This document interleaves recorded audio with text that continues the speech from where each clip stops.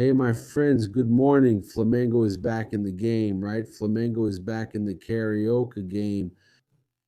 Vasco's draw with Madureira, 0-0 yesterday, brought Flamengo even closer to qualifying. So, for the Carioca Championship, right? For the quarterfinals of the Carioca Championship, we were thinking Flamengo would play in a relegation playoff, right? There's still a chance, obviously. Flamengo has to win their game. And there are three teams they can catch up to now, but at least one of those three teams they can. Flamengo needs to play their part, score, and improve their goal difference. Winning by 2 goals isn't impossible for Flamengo. And that team that's ahead in this case needs to slip up and either lose or draw. One of those three has to slip up. Flamengo advances because Madureira is at 7 points, and Flamengo can also reach 7 and progress on goal difference, just for perspective.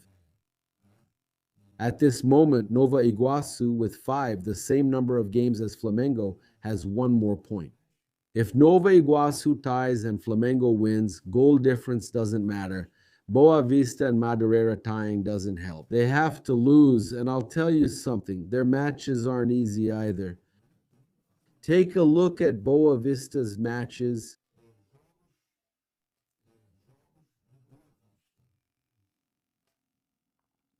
Boa Vista and Carioca are good. Boa Vista plays against Bangu away. Okay, on Saturday, Bangu will probably win, right? And then what? Nova Iguaçu, which has 5 points, is the one that needs to win, and Flamengo, by winning, is obligated to win. Nova Iguaçu's games. Let's check here. Nova Iguaçu, so we can see which game it is. Okay? Who they're playing against. Hold on, it's Portuguesa away. Portuguesa also needs to win.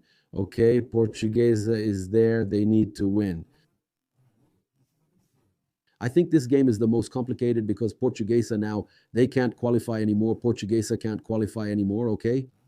This game is Portuguesa's against Nova Iguaçu. I think Nova Iguaçu there. The issue is the other 2 games.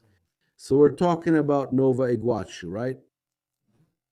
It's Nova Iguaçu. I think they can draw or even beat Portuguesa. I think they'll win since Portuguesa is already relegated and won't play hard. In that quadrangular, it's Boa Vista that needs to lose. I told you guys. They face Bangu away and Madureira, who drew with Vasco. Okay, let's see here now. Madureira, yeah. Madureira tied Vasco 0-0 and will play Volta Redonda away. That's the trick. Madureira at this moment is in second place with 7 points, but they're facing Volta Redonda, who are second in the other group with 10 points. I think, man, that Volta Redonda is afraid that Bangu will advance, and Bangu also needs to win. So, man, they're going to want to win. Both Bangu and Volta Redonda have to win. They're in second and third place in the other group, fighting for position. The thing is that Sampaio Correa can overtake Bangu and can tie with Volta Redonda. So they're going to need to win. They're going to have to win their game, and that ends up helping Flamengo. Okay? So it's a situation where Flamengo still has a chance to escape. Yes, they have a chance to react, to qualify and escape from this uncomfortable situation of playing in the relegation playoff. So that's it. Flamengo still has a chance to compete for the Carioca title. And now I'm going to bring you the situation of Marcos Leonardo. I just want to remind you that you can secure your spot at Flamengo's games. With Arudo's Caravan, all you have to do is call Arudo's Caravan team. That's it. The WhatsApp contact is in the pinned comment, pinned chat. It's also on the banner. Just reach out to them, man. You will be very well taken care of, and you'll book your trip to follow Flamengo everywhere in Brazil and around the world. Check out Maracana's receptive service in Rio de Janeiro, ticket included. Book with them. You won't regret it. They take your dreams seriously. Another important thing for us to mention here is that we can lose weight in a healthy way. Man, as I'm losing weight in a healthy way with the My Slim program gives you more hair. There's a QR code on the screen, free evaluation. Get in touch with them. There's always a Mais Cabelo near you. Across Brazil, you can improve hair health and lose weight with expert help at Mais Cabelo through the My Slim program. Well, look, we have it here. I was talking to you about the Carioca Flamengo. To be sure, the ideal is to win by 2 goals. It's about Sampaio Correa. Flamengo currently has a -4 goal difference and needs to win by 2 goals to be safe no matter other results. They have to win by 2 goals, winning by 2 goals, regardless of what happens there. If one of them slips up, that's enough. You know what I mean by slip up? There are two that have to lose and one that can even draw but can't win. None of them can win. There are 3 games where the teams in Flamengo's group can't win. Is that right? Well, let's go bring the situation here for you. Important here about Marcos Leonardo. I was talking to you guys. Flamengo, man, is going to need to sign a striker. Fans have frequently asked for a striker to be signed, specifically requesting Marcos Leonardo on social media. Since yesterday afternoon, when the first news came out regarding the cancellation of the negotiation between Marcos Leonardo and Atletico de Madrid. Atletico de Madrid was close to arranging a loan deal with a fixed transfer fee and a purchase option. Actually, Marcos Leonardo ended up not going to Atletico de Madrid. Atletico de Madrid stopped waiting on the negotiation, ended the deal, and Al Hilal signed Karim Benzema. So, my friends, Marcos Leonardo's situation gets complicated with Karim Benzema being signed, despite his age. Over there, he loses even more space. Marcos Leonardo, and obviously the player wants to play, he wants to get minutes, and then Flamengo could sign Marcos Leonardo. I got in touch with 2 sources connected to the board who assured me that Flamengo is not going to make any signings at this moment. They're just distracting people. It's a smokescreen to me. Flamengo is going to try to sign a striker right now. Maybe he'll only come in the middle of the year or at the end of the year, but Flamengo is going to try now. And Marcos Leonardo comes up as an interesting opportunity. Interesting. The first source told me that the name is interesting now, but not right now. They didn't rule out the name. And even those reports that came out saying Felipe wasn't exactly the profile Felipe wanted, but he's a player with an interesting name for Flamengo. So a lot of that is just a smokescreen. Also, regarding the other source I consulted, they just replied to me with the following: it's not for now. So I heard from 2 sources that it wouldn't be for now. The signing of Marcos Leonardo, the fans of Flamengo are asking for the signing of Marcos Leonardo. I've seen a lot of fans here. Fla should try for him and Sosa from Racing, Macedo, Derson Torres, an excellent player. Anderson Television, the best striker Flamengo had, was here and they let him go. Gabigol, I believe he was talking about Marcos Leonardo. With all due respect to Alexandro is very old now. He really only has experience and all that. People are already complaining about Flamengo's team. Get it right, then you'll change your mind. It would be great because Pedro is painful to watch play and it's unlikely.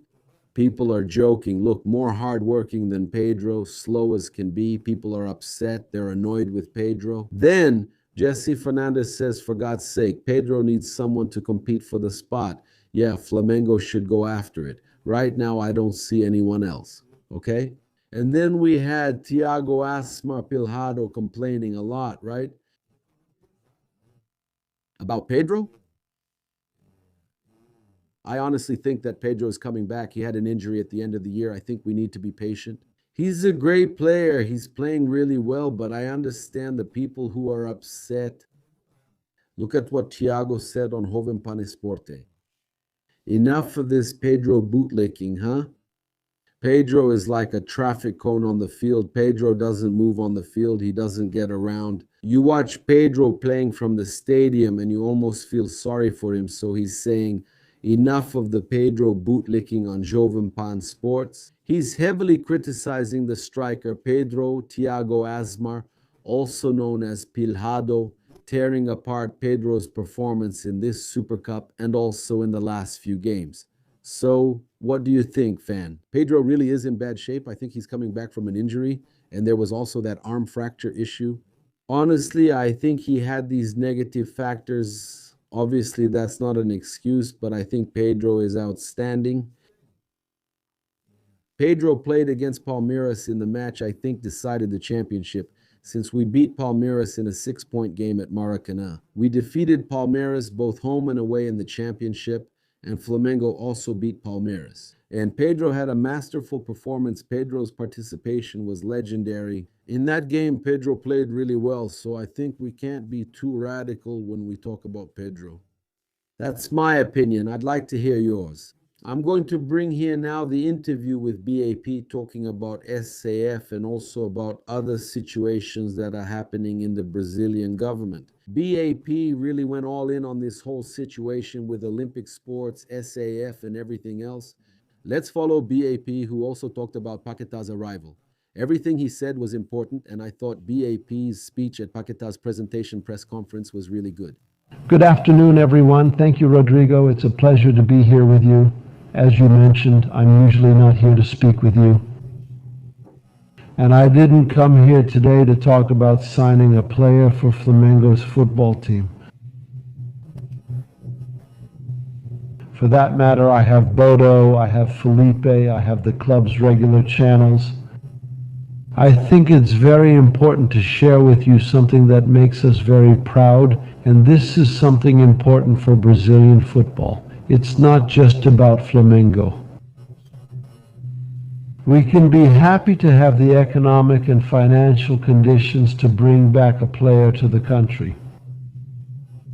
Given the caliber and the moment that Lucas Paquetá is experiencing with all the uncertainties we have in our country, being sure that if it weren't just for our own revenues, if it weren't for the structure of responsibility that we have, we wouldn't be able to bring Paquetá here. That depends on the quality of the sponsors you have, the revenues, and the long-term contracts you have, which are founded on strong professional principles of integrity. So, when Flamengo earns what it does with the sponsors it has and receives what it gets from broadcasting rights, much of that money comes from the credibility the club has achieved, and credibility is an intangible asset. It's abstract. It's hard to say how much that's worth, but it's worth a lot. When you take a step like this and look at a contract that's 4 or 5 years ahead, how can you fulfill those obligations? So, it starts with getting your house in order, not spending more than you earn. Many people today believe Flamengo was founded only a few years ago and suddenly became wealthy. 2 or 3 years ago, Flamengo turned 130 years old, and it was only profitable in 8 of those 130 years. In 122 of those years, it lost money. Interestingly, those 122 years were before 2012.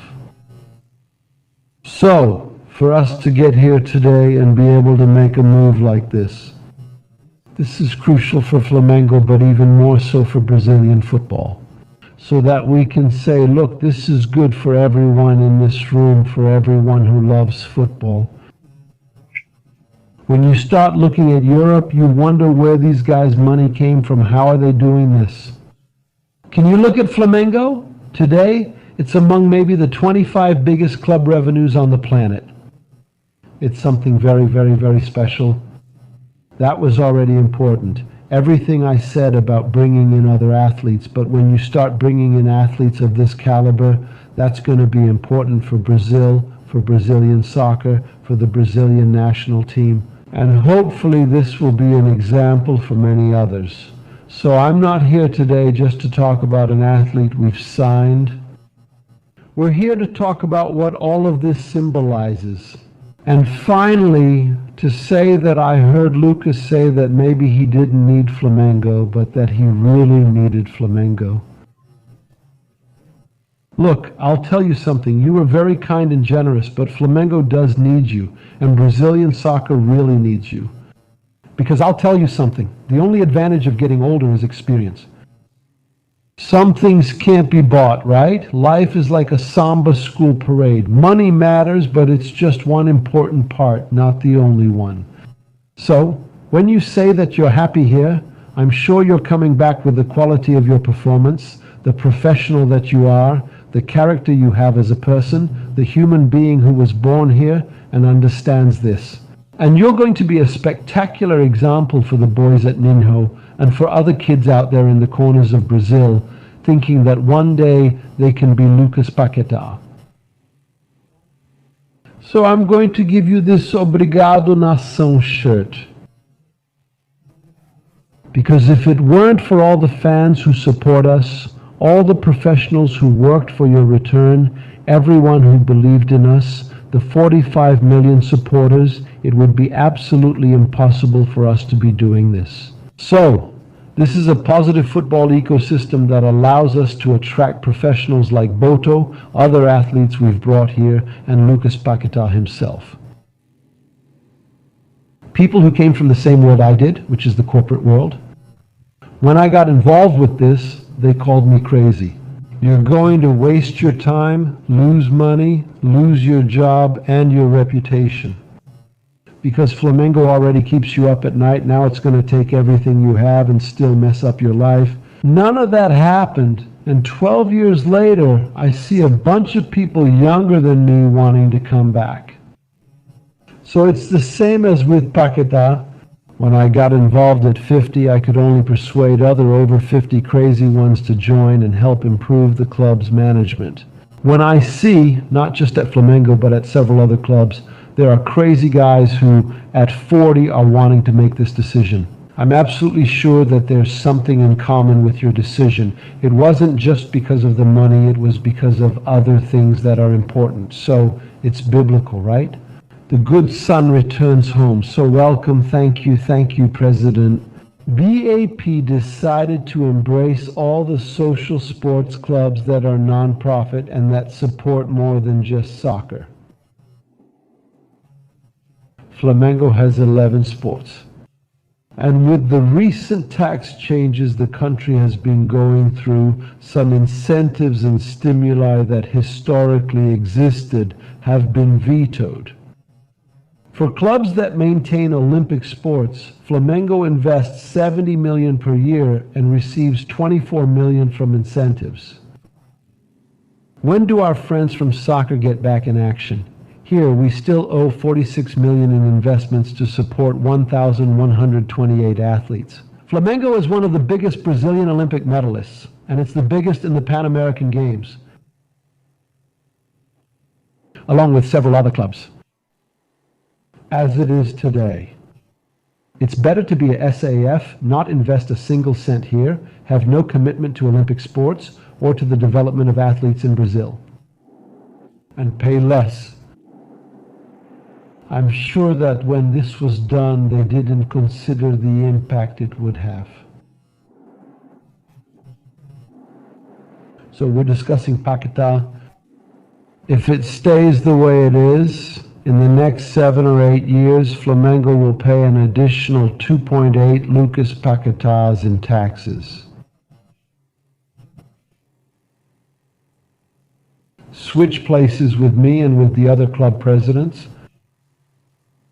Who is going to stop hiring athletes and investing in soccer to pay taxes of this magnitude? When you could simply have no commitment at all, with training, with education, which is hard work, not all these kids will become athletes, but it's a process of development, of education. Sports shape our character, they forge us for life.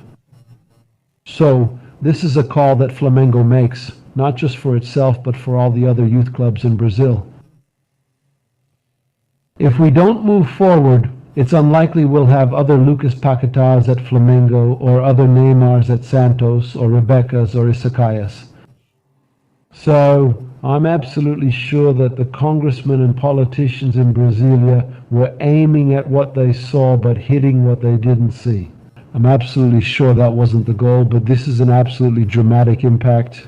And from a political point of view, in my position, it's good to come and tell everyone it's appropriate. It wouldn't be good appropriate. I'd love to support Brazil's Olympic sports, but I can't anymore because of this legislation. Because the flagship of the red-black sports is in soccer. I turn Flamengo into Massaf. I pay 6% in taxes instead of paying 11%. As an association club, I have absolutely no obligation to anything. So you can come here as foreign capital, be absolutely extractive, distribute dividends abroad instead of investing in the clubs here. That doesn't seem to make any sense to me. We are engaging in this campaign for national sports. It's not just for soccer. So that's the reason for this sticker. I was in Brasilia this weekend. On Saturday, we gave a 20-minute presentation to several politicians, including the president of the National Congress, who was there with us, talking about this situation. And if we look at the amount of money that will be taken out of the ecosystem of clubs, sports members, from the perspective of the size of the challenge we have. I was just commenting a little while ago, here it's more or less like taking the coins from the beggar in front of the church. It's okay to pay a 30,000 reais installment at Casa do Bahia, but it won't solve the problem of the installment. And somehow you're going to end up killing the guy who's there, living off stimuli in a complex way. Flamengo is in a strong position today. In fact, Flamengo takes on an additional investment with no return of 46 million a year. It's a lot of money for those who think we have a lot of incentives. We receive 24 in incentives, we pay 46 more, so the cost is 70. We have a deficit of 46, 24, that's what we collect. Flamengo can handle it, but won't pay 200 or 230 million in taxes each year for 6 years just to be in this situation. It's not a Sophie's choice, it's a very simple choice. You make the choice, you pay much less. And you keep trying to invest in athletes like Lucas Paquetá. So we took this to the senators, to the congressmen. I understand that there needs to be a suspension of presidential vetoes. It was the presidential vetoes that prevented us from continuing to maintain the incentives and stimuli that we have. So the campaign is for this. It's not for Flamengo. It's for an Olympic sport that is bigger and stronger each time. SAFs are the following. SAFs are relatively new in Brazil. Maybe the first ones are about 5 years old, and no SAF has arrived in Brazil. The SAFs. What was the reason for the existence of SAFs in Brazil? It was a way for you to try to solve problems that seemed mathematically unsolvable for a number of clubs. So you would say you come in, you buy a club, you take on the debts, you settle those debts, and then you are governed by a certain tax regime. The clubs already existed, the clubs had exemptions just like churches do, so the clubs don't pay the same taxes. The non-profit social and sports clubs, which are most of them.